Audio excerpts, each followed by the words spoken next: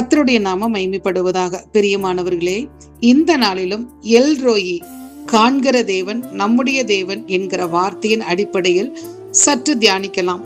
வேதத்தில் என்னை காண்கிற தேவன் என்று சொல்லி அழைத்தது சாராயின் அடிமை பெண்ணும் ஆபிரகாமுக்கு மறுமனையாட்டியும் ஆகிய எகிப்து தேசத்தால் ஆகிய ஆகார் என்பவள்.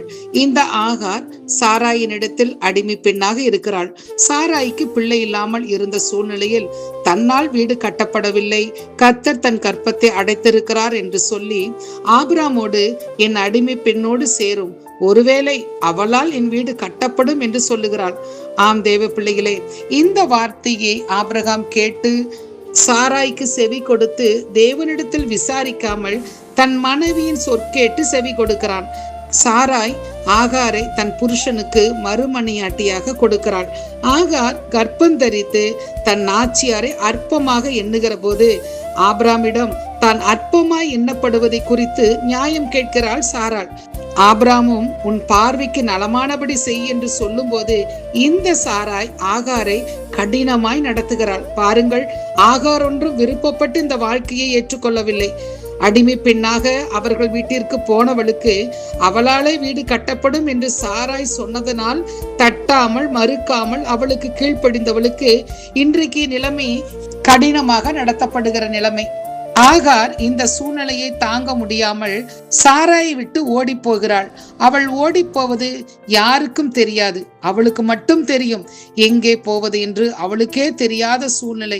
ஆனால் பாருங்கள், அவள் சூருக்கு போகிற வழி அருகே நீரூற்றண்டையில் கர்த்தருடைய தூதன் அவளை கண்டு சாராயின் அடிமை பெண்ணாகிய ஆகாரே என்று கூப்பிடுகிறார்.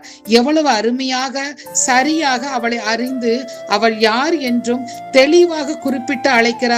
எங்கே இருந்து வருகிறாய், எங்கே போகிறாய் என்று கேட்கிறார் அந்த தூதன். அவளும் தன் நிலைமையை சொல்லுகிறாள்.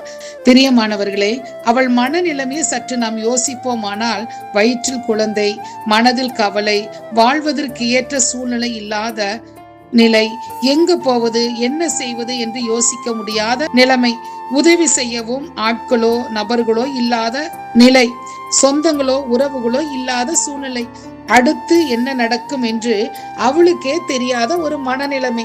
அவ்வளவு வேதனையும் நிறைந்தவளாய் காணப்படும் போதுதான் தூதன் அவளிடம் உன் நாச்சியார் அண்டைக்கு திரும்பி போ, அவள் கையின் கீழ் அடங்கி இரு என்று சொல்லி அவளுடைய பிள்ளையை குறித்து ஆதியாகமம் 17ஆம் அதிகாரம் 10, 11, 12 ஆகிய 3 வசனங்களில் தீர்க்க தரிசனமாய் வரும் காரியங்களை வெளிப்படுத்தி சொல்லுகிறார். இதை கேட்ட ஆகார், என்னை யாரும் பார்க்கவில்லை என்று நினைத்தேனே, ஆனால் தேவன் என்னை காண்கிறார் என்று சொல்லி என்னை காண்பவரை இவ்விடத்தில் கண்டேன் என்று சொல்லி நீர் என்னை காண்கிற தேவன் என்று பெயரிடுகிறார். ஆம் பிரியமானவர்களே, ஆகார் எகிப்து தேசத்து அடிமை பெண்.